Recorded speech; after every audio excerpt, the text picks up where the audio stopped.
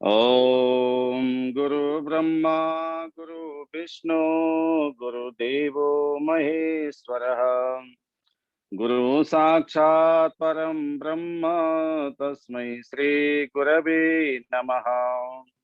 ध्यानमूलं गुरो मूर्ति पूजा मूलं गुरोर्पदम् मंत्रमूलं गुरोर्वाक्यं मोक्षमूलं गुरोर्कृपा।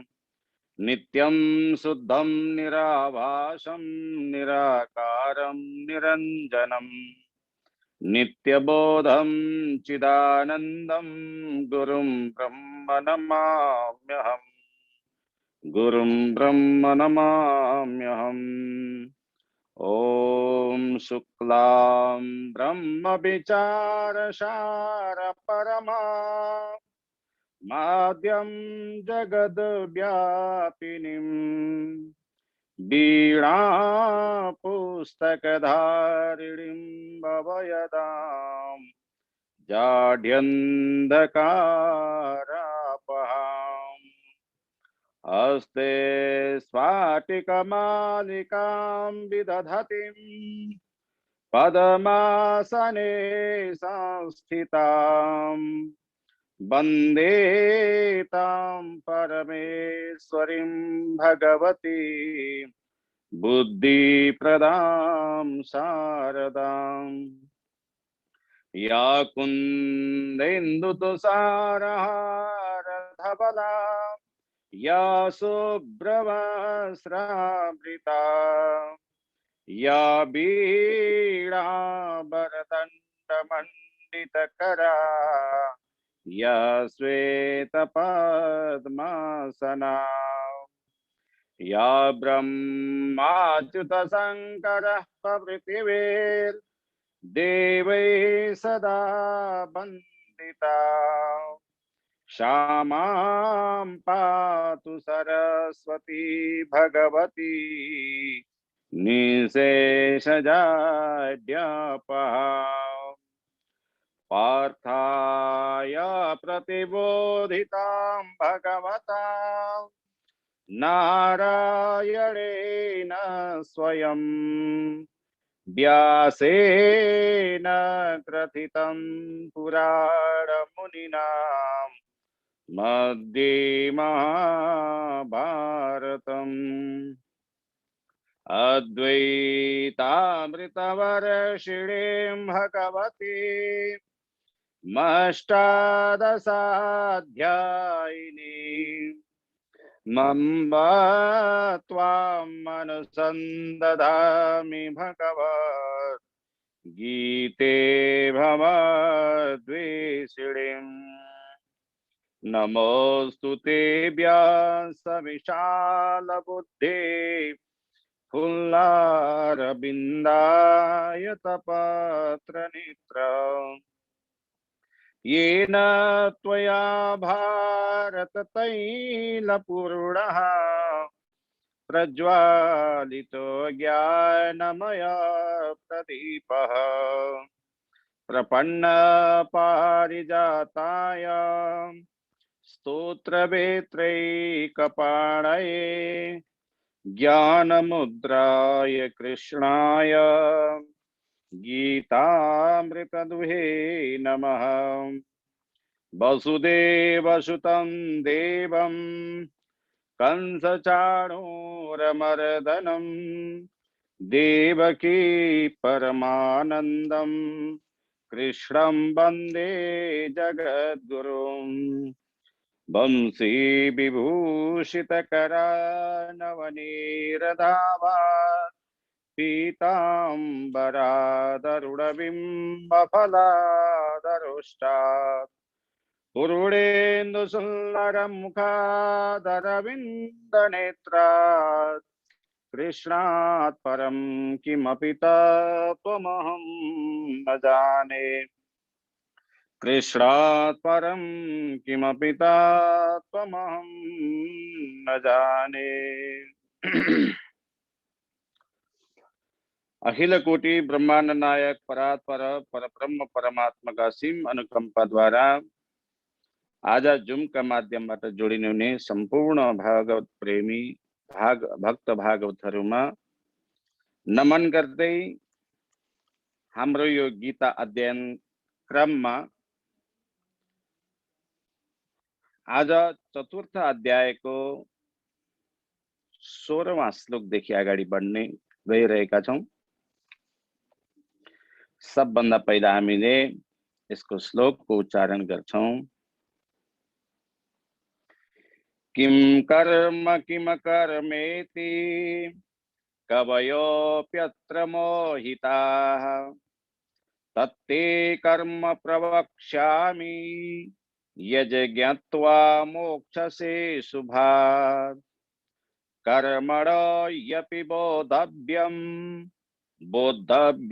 च विकर्मणः अकर्मपाश्च बोद्धव्यं गहना कर्मणो गतिः कर्मण्यकर्मया पश्येत् दकर्मणि च कर्मयः स बुद्धिमान् मनुष्येषु सयुक्तः कृत्स्नकर्मकृत् यस्य सर्वे समारम्भाः कामसङ्कल्पवर्जिताः ज्ञानाग्निदग्धकर्माणां तमाहु पंडितं बुधाः त्यक्त्वा कर्मफलासङ्गं नित्यतृप्तो निराश्रयः कर्मण्यभिप्रवृत्तोऽपि नैव किञ्चित् करोति सः।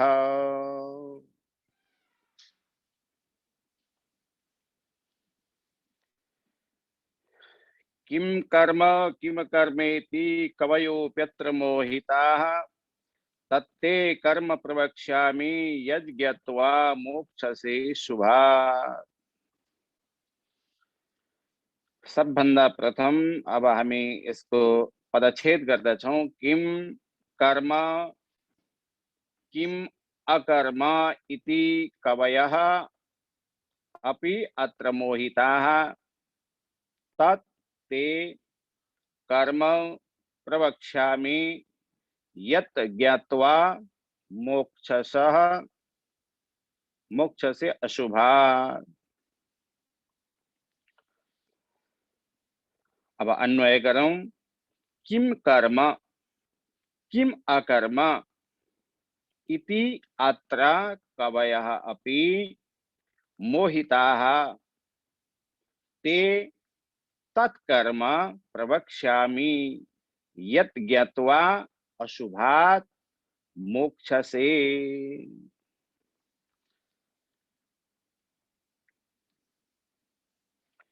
किम कर्म कर्म के हो, किम अकर्म अकर्म के हो इति अत्र भनेको यस विषयमा कवयः अपि भनेको विवेकी पुरुषहरू पनि विद्वान पुरुषहरू पनि मोहिताः मोहित हुन्छन्। ते तिमीलाई तत्कर्म भनेको त्यो कर्म तत्व जो छ त्यसलाई प्रवक्ष्यामि भनेको भन्दछु। यत जसलाई ज्ञात्वा भनेको जानेर अशुभात् कर्म बन्धनदेखि मोक्षसे भनेको मोक्ष हुनेछौ। भगवान कृष्ण अर्जुनलाई भन्नुहुन्छ कर्म के हो विकर्म के हो अकर्म के हो यो सबै जान्नु पर्दछ, किनभने कर्मको गति बडो गहन छ।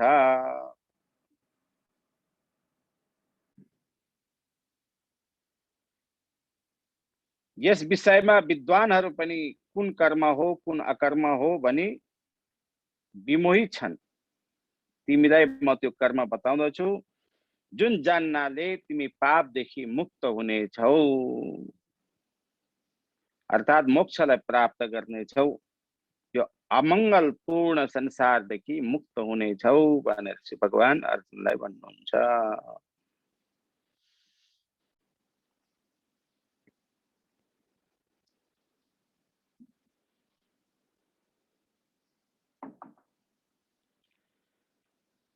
कर्मापि न गतानुगतिकन्यायनैव केवलं विवेकिनः कर्तव्यम्। साधारण मनुष्य यही जान्नुहुन्छ कि शास्त्र विहित कर्म कर्तव्यको नाम नै कर्म हो।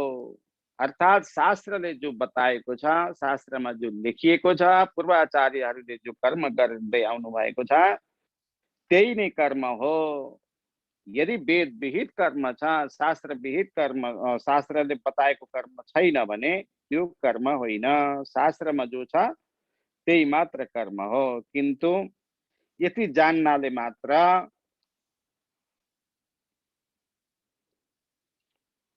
कर्मको स्वरूप हुन सक्दैन, किनकि आचरणका भावले, भेदले, आचरणमा भेद भएको हुनाले चाहिँ यसमा स्वरूप भेद पनि देखिन्छ। अतः आफ्नो अधिकारका अनुसार वर्णाश्रममा रहेर कर्तव्य कर्मलाई चाहिँ आचरणमा ल्याउनका लागि चाहिँ कर्म तत्त्वलाई सम्झिन अति आवश्यक छ। जबसम्म कर्म तत्त्वलाई बुझिँदैन, कर्मको वैशिष्ट्यता बुझिँदैन, तबसम्म मनुष्यलाई थाहा हुँदैन।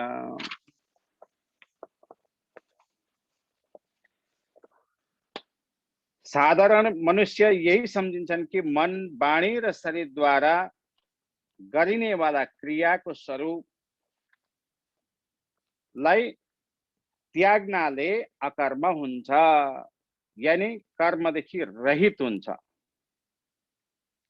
किन्तु यति सम्झेर मात्र अकर्मको वास्तविक स्वरूपलाई उसले जानेको हुँदैन, अर्थात् जान्दैन।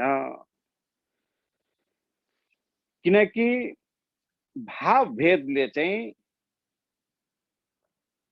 यस प्रकारको अकर्म पनि कर्म या विकर्मका रूपमा बदलिन सक्दछ। अतः कुन भावले कस्ता प्रकारको गरेको कर्म चाहिँ, क्रिया चाहिँ उसका त्यागको नाम अकर्म हो। एवं कुन स्थितिमा कस्ता प्रकारले, कुन प्रकारले चाहिँ उसको आचरण गर्नु पर्दछ, यसलाई भलीभाँति सम्झेर मात्र गर्नु पर्दछ। यदि सम्झिन सकिएन भने त्यसलाई सिधै यो चाहिँ अकर्म हो भनेर हुँदैन। किम कर्म किम कर्मेति कवयोप्यत्र मोहिताः तत्ते कर्म प्रवक्ष्यामि यज्ञत्वा मोक्षसे शुभा।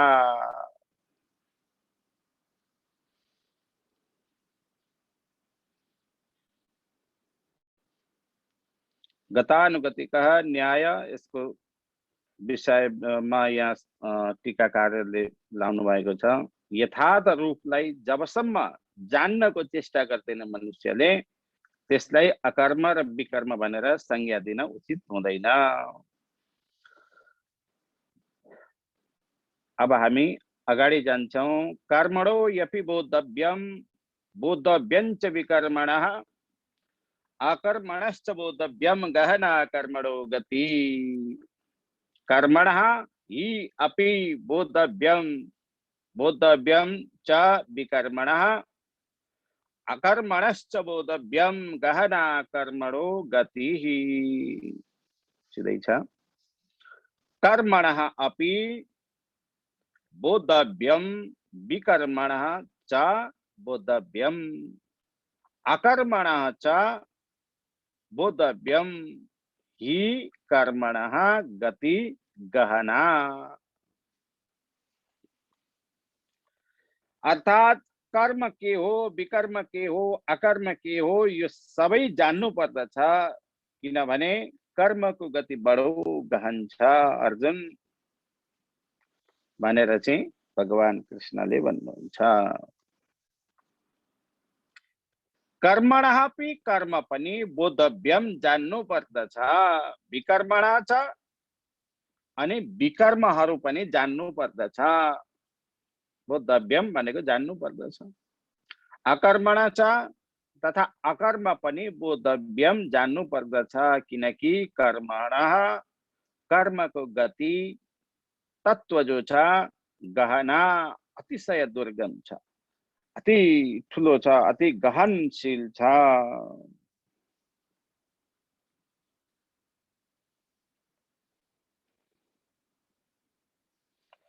अब यहाँ प्रश्न उठ्न सक्छ, अकर्म के हो, विकर्म के हो, कर्म के हो, यी सबै चीजलाई अकर्म, विकर्म र कर्म, साधारण झूठ, कपट, चोरी, व्यभिचार, हिंसा आदि पाप कर्म जति पनि छन् यसको नाम नै विकर्म हो। यसलाई मनुष्यहरूले प्रसिद्ध मानेका छन्। तर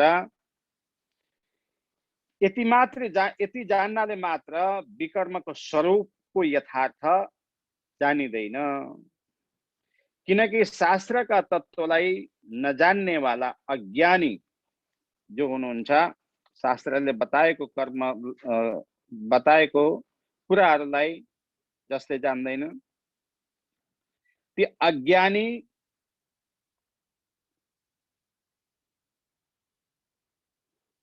पुण्य र पापलाई उनीहरूले मान्दछन् अनि पापको पनि पुण्य मान्दछन्। अर्थात् शास्त्रको ज्ञान हुँदैन, उनीहरूले कर्म गरिराखेका हुन्छन्, कुनै चिजलाई पाप छैन भने पनि पाप मानिराखेका हुन्छन् र कुनै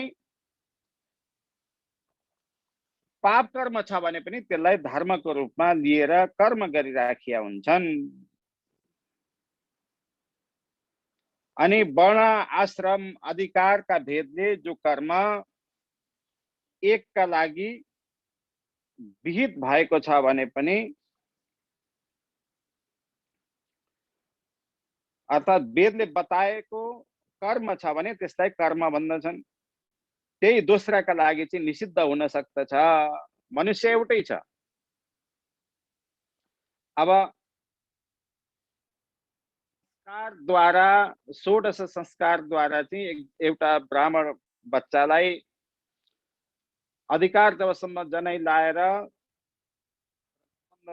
संस्कार गरिसकेपछि मात्र पाइने अधिकारलाई पहिला कर्म मानिन्छ।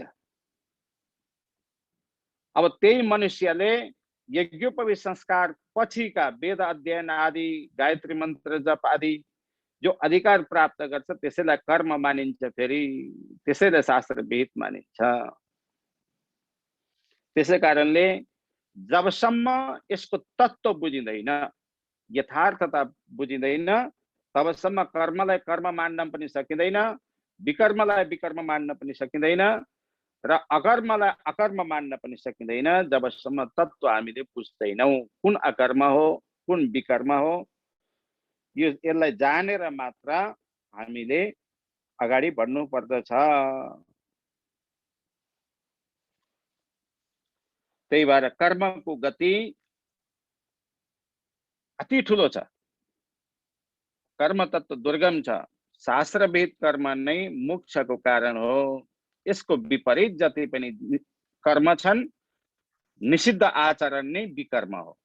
यहाँ हामीले बुझ्न आवश्यक छ, जो निषेध गरेको छ कर्मलाई यो गर्नु हुँदैन भनेर शास्त्रले, त्यही नै विकर्म हो। यसद्वारा जीवको के हुन्छ, दुर्गति हुन्छ। निषिद्ध गरेको कर्म गरियो, जबरजस्ती गरियो भने त्यसको दुर्गति हुन्छ। शास्त्र विहित कर्म नगर्नाले नगर्नु नै अकर्म हो। शास्त्र विहित, शास्त्रले बताएको यदि कर्म गर्दैन भने त्यही नै अकर्म हो। यो अकर्म पनि अवस्था भेदले 3 प्रकारका हुन्छन्। अज्ञानी मनुष्य आलस्यवश वेद विहित कर्मको अनुष्ठान गर्दैनन्। कर्मलाई जानेको पनि छ, बताएको पनि छ, तर आलस्य भएर यदि त्यो कर्म गरेनन् भने त्यो अकर्म हुँदैन।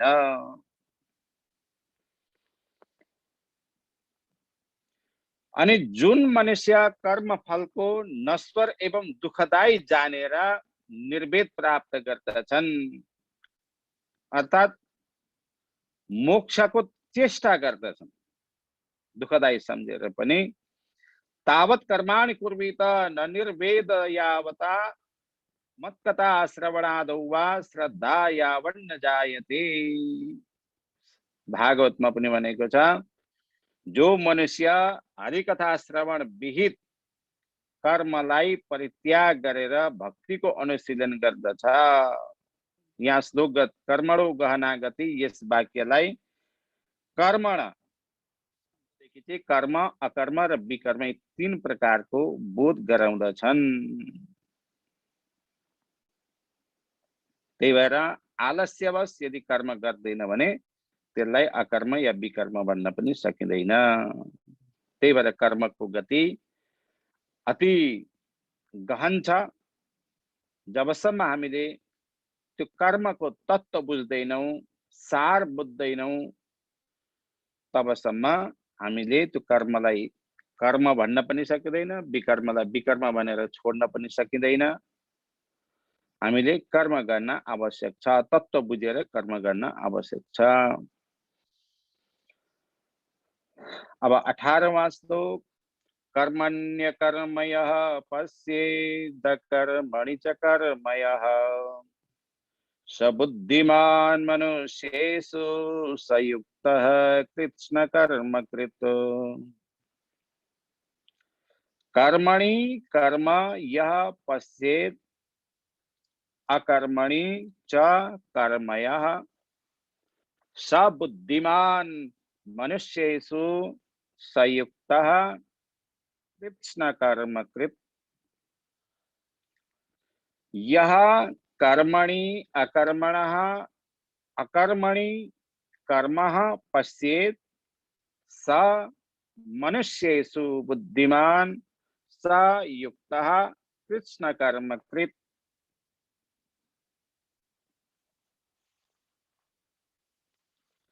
अर्थात जो मनुष्य कर्ममा अकर्म, अकर्ममा कर्म देख्दछ त्यो मनुष्य बुद्धिमान, योगी, सब कर्म गर्ने वाला हो। जो कर्ममा अकर्म एवं अकर्ममा कर्म देख्दछ त्यो मनुष्य चाहिँ बुद्धिमान, योगी र समस्त कर्मको कर्ता पनि हो। तत्र कर्मणोस्तत्त्वबोधमाह कर्मणमिति। कर्म भन्ने बित्तिकै कर्म र अकर्मको तत्त्वलाई बोध जसले गरेको छ त्यही नै कर्म हो। शुद्धान्तकरणस्य ज्ञानवत्वेपि जनकादेरिवा कृतः संन्यासस्य कर्मणि अनुष्ठीयमाने निष्कामः कर्मयोगे अकर्मः।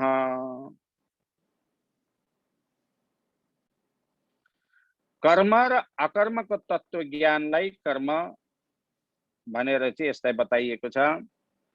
जब शुद्ध अन्तकरण व्यक्ति ज्ञानवान भएर पनि जस्तै राजा जनकादि सदृश सन्यास ग्रहण गरेनन् अनि निष्काम कर्म योगद्वारा अकर्म गर्दछ, जो यस्तो देखिन्छ त्यो कर्म होइन।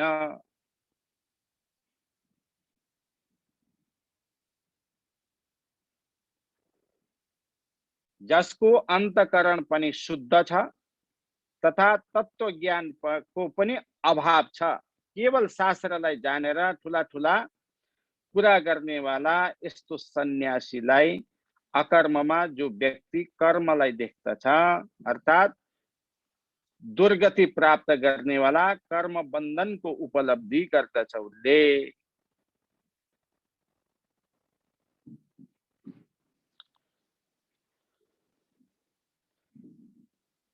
कर्म गर्दाखेरि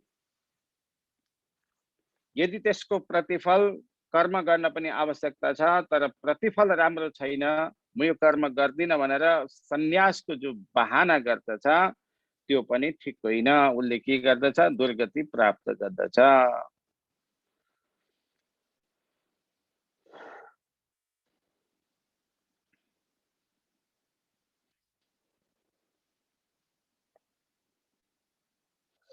निष्काम कर्मयोगी सबै कर्म अर्थात कर्म संन्यास रूप अकर्म जो छ एवं कर्म त्याग नै उसको निष्काम कर्मानुष्ठान हो। यी सबै कर्मलाई गर्नाले पनि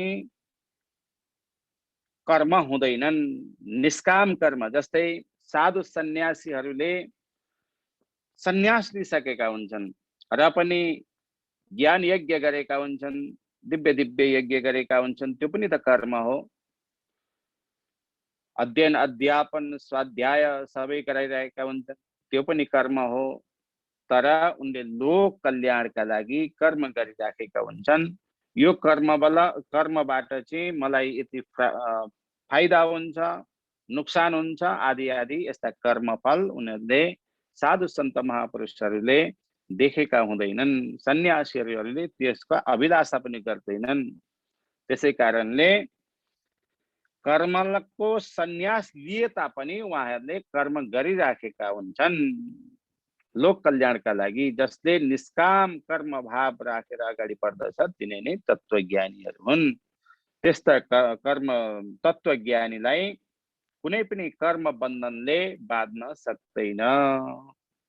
यसको अभिप्राय यही नै हो। त्यसै कारण हे अर्जुन, सबभन्दा पहिला तत्त्वलाई तिमीले बुझ र कर्म गर। अब 19वां श्लोक, यस्य सर्वे समारम्भा काम संकल्पवर्जिता ज्ञानाग्नि दग्ध कर्माणं तमाहु पंडितं बुधाः। यस्य सर्वे समारम्भाः संकल्प वर्जिताः ज्ञानाग्नि दग्ध कर्माणं तम आहु पंडितम बुधाः। ये पदच्छेद भयो। अब इसको अन्वय करूं। यस्य सर्वे समारंभाः काम संकल्प वर्जिताः च ज्ञानाग्नि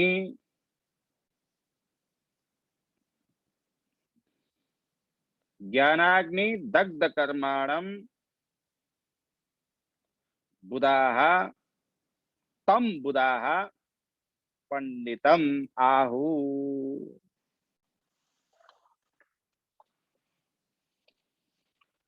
जसको संपूर्ण कर्म कामना संकल्प रहित छ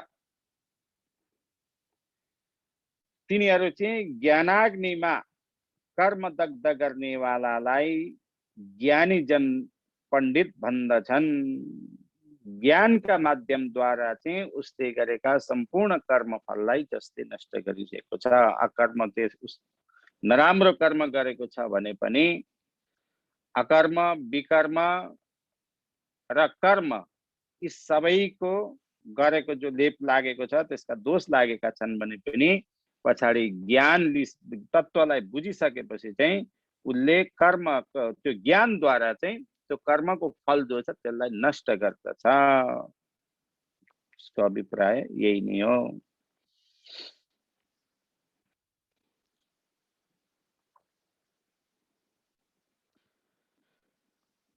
जो मनुष्य फलाकांक्षी रहित भएर सारा कर्मलाई अनुष्ठान गर्दछन् त्यो नै निष्काम कर्मयोगदेखि उदित अर्थात ज्ञानाग्निका द्वारा शास्त्र विहित अनि निषिद्ध समस्त कर्मलाई जलाउँदछ। तत्त्वलाई बुझेर फलाकांक्षा रहित भएर जसले कर्म गर्दछ लोकहिताय सुखाय जगत कल्याणका लागि चाहिँ जसले कर्म गर्दछ आफ्ना लागि होइन संसारका कल्याणका लागि कर्म गर्दछ भने त्यही नै ज्ञानाग्नि दग्ध कर्माणाम भनेको त्यही हो। कर्मको फललाई उसले नराम्रो कर्मको फल छ भने पनि उसले भस्मसा एकदम डढाइदिन्छ। ज्ञानाग्नि दग्ध कर्माणम उसको अभिप्राय यही नै हो। जबसम्म हामीले तत्त्व बुझेर निष्काम कर्म भाव राखेर कर्म गर्दैनौं तबसम्म हामीले साना साना छोटा छोटा कर्म गरिराखेका छौँ भने पनि हामीलाई त्यसको प्रतिफल भोग्नु पर्दछ। जन्म जन्मान्तरमा पनि कर्मको फल हामीले नभोगेसम्म अगाडि बढ्न सकिँदैन। त्यसै कारणले यसलाई जलाउनका लागि चाहिँ सबभन्दा पहिला हामीले निष्काम कर्म गर्यौँ भने मात्र यो कर्मको साना साना कर्मको तारहरू चाहिँ हामीले चुडाएर त्यसलाई फ्याँक्न सक्दछौँ र हामी मुक्त हुन सक्दछौँ, मोक्षका मार्गमा पुग्न सक्दछौँ।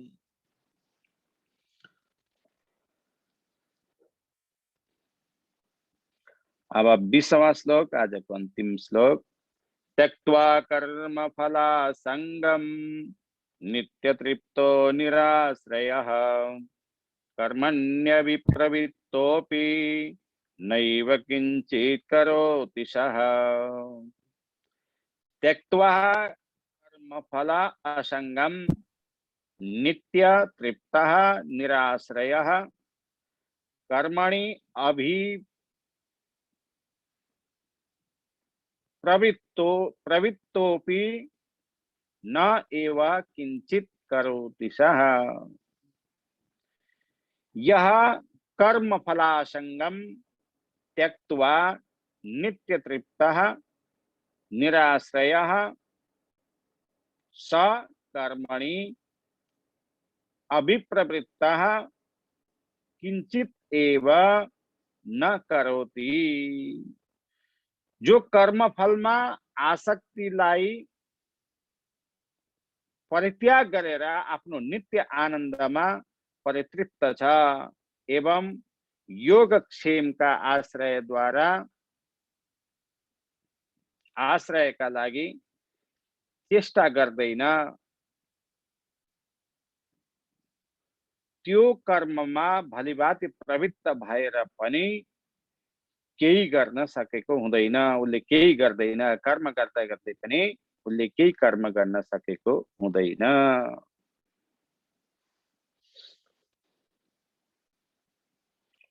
कर्मका फलको इच्छा छोडेर कर्ममा आसक्ति नराखी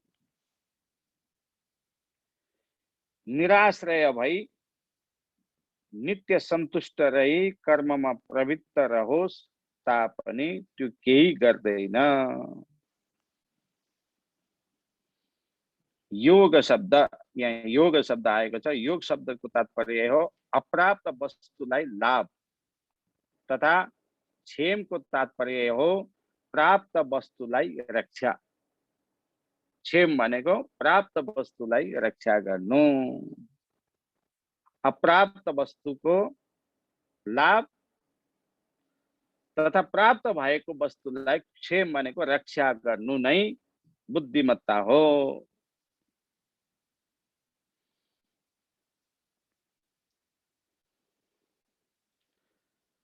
त्यक्त्वा कर्मफलासंगम नित्यतृप्तो निराश्रयः कर्मण्यभिप्रवृत्तोऽपि नैव किंचित करोति सः। इसको अभिप्राय यही हो। त्यसै कारणले जबसम्म हामीले कर्मको तत्त्वलाई बुझिदैन र निष्काम भएर